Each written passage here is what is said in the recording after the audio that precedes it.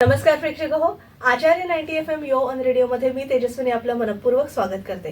प्रेक्षक हो, स्मरण अहिल्यादेवी हा कार्यक्रम आम्ही तुमच्या समोर सादर करतोय आणि त्या निमित्तानं विविध क्षेत्रातील म्हणजे शैक्षणिक असू दे, राजकीय असू दे, साहित्यिक असू दे, अशा सगळ्या क्षेत्रातील मान्यवर मंडळी आपण या कार्यक्रमात सहभागी करून घेतलेला आहे. त्यांना त्यातल्याच आपल्या श्री नारायणराव आचार्य विद्यानिकेतनच्या ग्रंथपाल, लेखिका आणि समुपदेशक व्याख्यात्या पूनम राणे मॅडम आज आपल्या सोबत आहेत. पूनमताई, तुमचं मनपूर्वक स्वागत आपल्या आचार्य 90 FM स्टुडिओ मध्ये. आणि त्याही आपला लेख आपल्या समोर सादर करणार आहेत.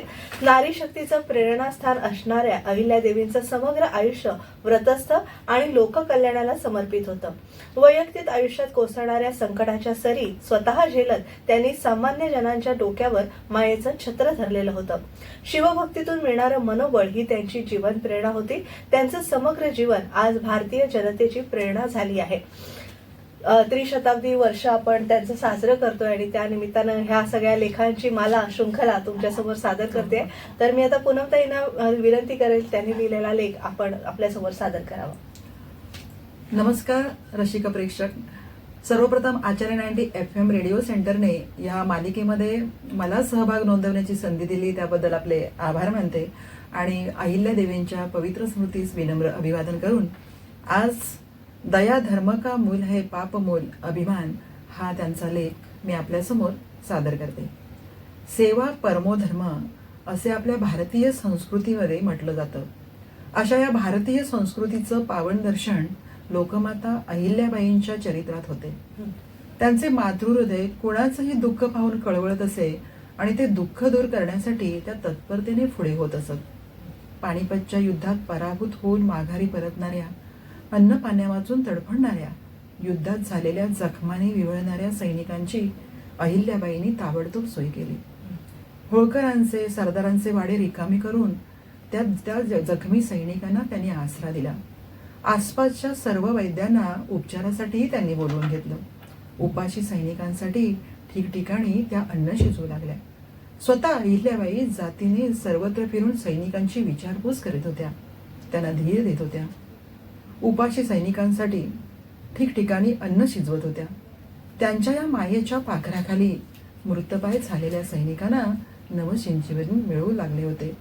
पुण्यश्लोक अहिल्याबाईंच्या कारकिर्दीतच पानिपतची तिसरी लढाई झाली.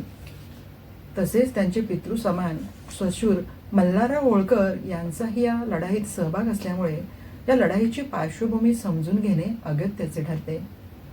पहिले पेशवे बाळाजी विश्वनाथ यांनी दिल्लीच्या मोहिमेत यशस्वी होऊन दिल्लीच्या बादशाहकडून 4थाही सरदेशमुखी सनद मिळवली होती.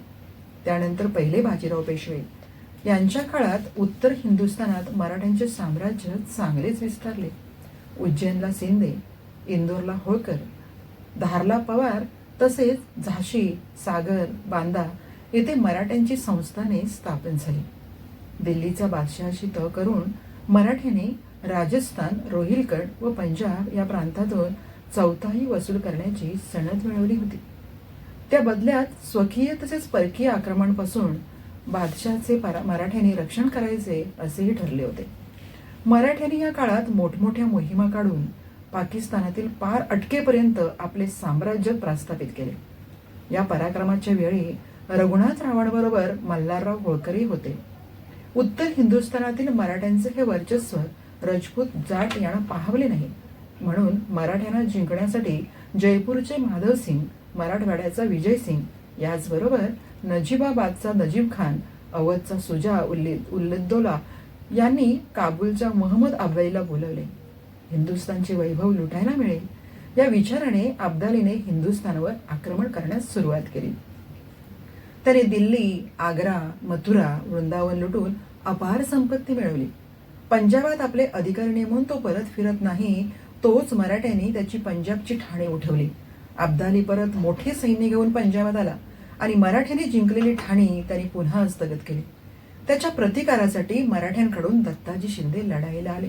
अब्दालीच्या मदतीने मराठ्यांच्या नम्रतेच्या दक्षिणेकडे पळवून लावण्याचे षडयंत्र माधवसिंग राजपूत आणि नजीब खान यांनी रचले होते. दत्ताजी शिंदे यांच्या मदतीला मल्हारराव होळकर येत होते, पण त्यांना जयपूरच्या लढाईतच अडवले गेले.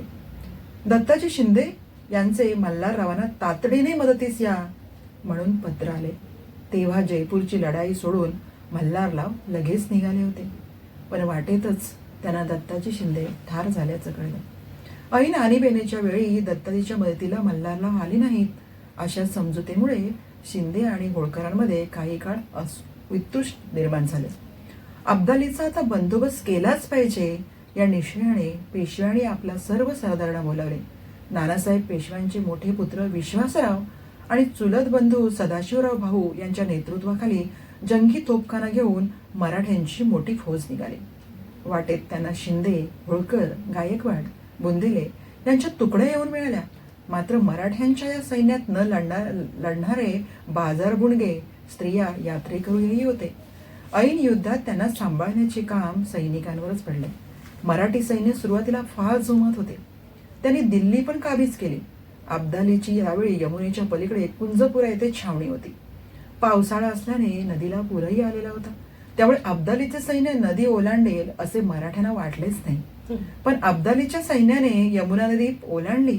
दोन्हीकडचे सैन्य पाणीपत येथे सामोरासमोर आले. अब्दालीवर सरळ चालू न जाता गमिनी काव्याने हल्ला करावा असे मल्हाररावांचे मत होते. पण सदाशिव भाऊंनी गोलाकार सैन्य रचना केली होती. गोलाईची लढाई म्हणजे पुढे तोफखाना पुढे ठेवून मागे घोडदळ, पायदळ यांचा गोल करून पुढे जाणे. अशा लढाईची मराठा फौजेला सवय नव्हती. मात्र मराठ्यांनी युद्धात शौर्याची शर्त केली. पण ऐन युद्धात विश्वासरावांना गोळी लागली. ते धारातीर्थी पडले. तेव्हा सदाशिवराव भाऊ हत्तीवरून अंबारीतून खाली उतरून ते घोड्यावरून चढायला निघाले.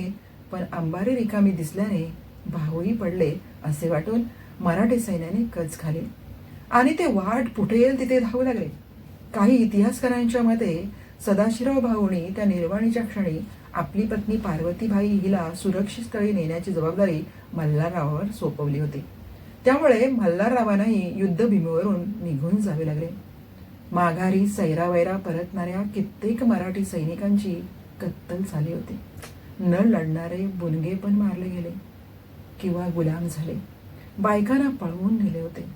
50,000 लढाऊ सैनिकांपैकी 8,000 सैनिक जीवानिशी सुटले. त्या समयी इंदूरच्या बाजूला पळत येणाऱ्या कितीतरी जखमी सैनिकांची सेवा अहिल्याबाईने अतिशय ममतेने केली. पानिपत नंतर मराठेशाहीची बिघडलेली घडी पुन्हा बसवण्यात माधवराव पेशव्यांबरोबर मल्हारराव होळकरांनीही पुढाकार घेतला. त्यांच्यासह महादजी शिंदेही होते. त्यांनी अनेक मोहिमा केल्या, बरेच जिंकलेही. पण अशाच मोहिमेवर असताना मल्हाररावांचंही निधन झाले. किती काय दुःख होतं हे सगळं वाचतो आपण. खरंच म्हणजे त्या स्त्रीने आपण आपल्या दैनंदिन आयुष्यात येणाऱ्या छोट्या छोट्या संकटाने अगदी हतबल होऊन जातो. अहिल्याबाईने किती सोसलं असेल नाही. म्हणजे आपल्याच घरातील जवळजवळ 23 जणांचे मृत्यू त्यांनी स्वतः पाहिले आणि स्वतःच्या मुलीला ते सती जाण्यापासून रोखू शकल्या नाहीत. समाजाची अशी परिस्थिती अशी होती की त्या तेव्हा काहीच करू शकल्या नाहीत.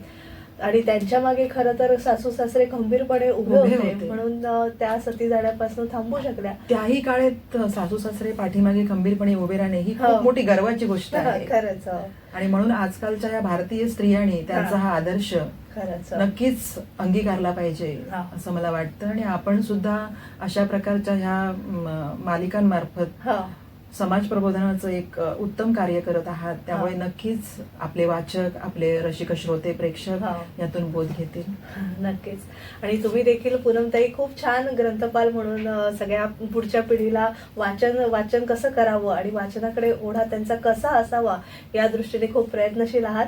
तुम्ही आमच्या स्मरण अहिल्यादेवी या मालिकेमध्ये सहभागी झालात त्याबद्दल तुमचे मनपूर्वक आभार. प्रेक्षक हो, स्मरण अहिल्यादेवी यामध्ये आज आपण सहभागी करून घेतलं होतं श्री नारायणराव आचार्य विद्यानिकेतनच्या ग्रंथपाल, लेखिका, समुपदेशक आणि व्याख्यात्या पूनम राणे मॅडम यांना. पुन्हा एका नवीन वक्त्यासह भेटूया पुढील स्मरण अहिल्यादेवी या मालिकेमध्ये. तोवर मी आरजे तेजस्विनी आपला निरोप घेते. तुम्ही मात्र ऐकत रहा आचार्य 90 FM योर ओन रेडिओ. धन्यवाद. धन्यवाद.